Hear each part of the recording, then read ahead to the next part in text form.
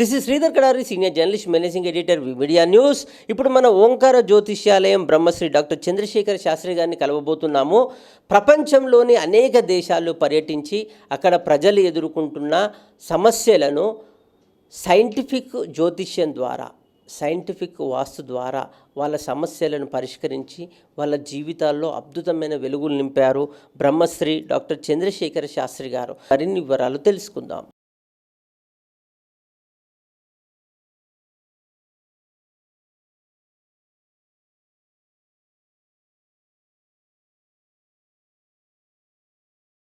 అంటే ఈ సైంటిఫిక్ వాస్తులోనండి నేను సుమారుగా ఒక 3-4 కంట్రీస్ ఈ వాస్తు విషయంలో, జ్యోతిష్యం విషయంలో వెళ్ళడం జరిగింది. కేవలం ఈ యొక్క సైంటిఫిక్ వాస్తు జ్యోతిష్య విషయంలో వెళ్ళడం జరిగింది.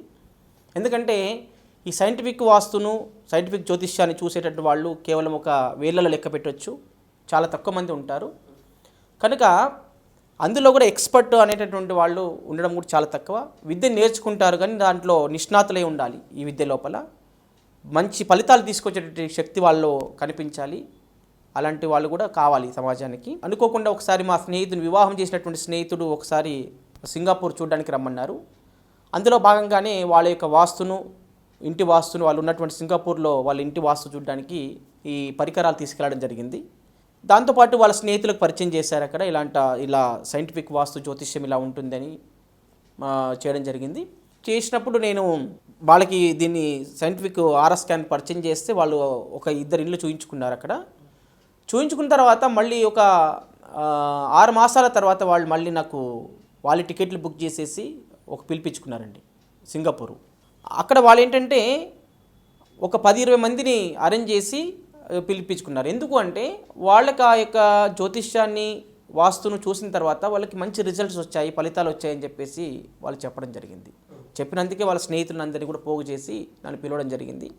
పిలిచిన తర్వాత ఒక సుమారుగా మొన్న వెళ్ళినప్పుడు ఒక 13-15 రోజుల వరకు సుమారుగా ఉండి అక్కడ ఉన్నటువంటి వాళ్ళందరికీ కూడా వాళ్ళ ఉన్న బాధలన్నీ ఏంటి, వాళ్ళు ఏ సమస్యల చేత బాధపడుతున్నారని చెప్పేసి ఈ సైంటిఫిక్ ఆర్ఎస్ స్కానర్తో గుర్తించి వాళ్ళకు పరిహారాలు కూడా చేయడం జరిగింది.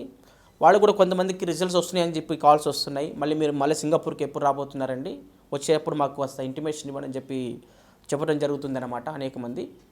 మలేషియా కూడా వెళ్ళండి, ఇప్పుడు దుబాయ్ కూడా వెళ్తున్నాను.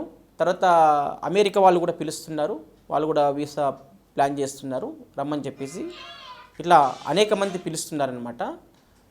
దీని యొక్క అంటే కొత్తగా టెక్నాలజీ కాబట్టి అంటే ఖచ్చితమైనటువంటి ప్రాబ్లమ్స్ ఏమున్నాయని చెప్తున్నాం. అలాగే దీంట్లో ఖచ్చితమైనటువంటి పరిహారం కూడా చెప్తున్నాం. ఇది చేయండి అయిపోతుందేమని చెప్పడం కాకుండా ఇది ప్రాబ్లం ఉంది, ఇది చేస్తే క్లియర్ అవుతుందని 2 కూడా చూపిస్తున్నాం ఇక్కడ.